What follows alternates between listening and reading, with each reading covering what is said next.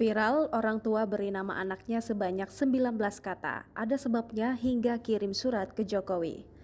Viral, orang tua beri nama anaknya sebanyak 19 kata. Pasangan orang tua itu bernama Arif Akbar dan Suci Nur Aisyah, warga Tuban, Jawa Timur.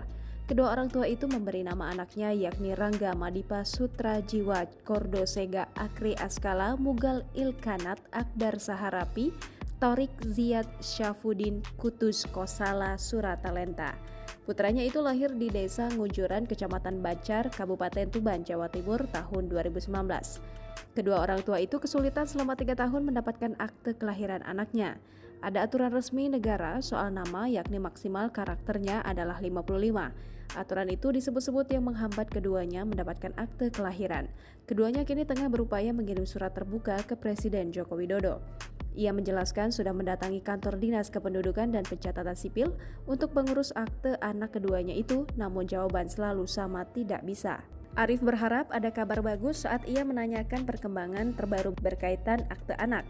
Tapi sayang justru mendapatkan kabar sebaliknya. Pihak terkait mengaku tidak bisa dan berulang-ulang menyuruh merubah nama anak tersebut.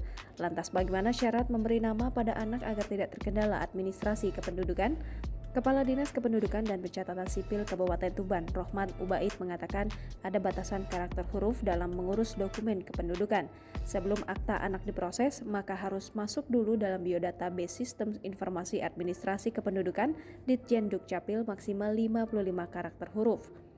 Mantan Kabag Humas Pemkab Tuban itu menjelaskan batasan huruf pada nama juga untuk akte, kartu keluarga, dan KTP, semua terbatas maksimal 55 karakter huruf termasuk spasi.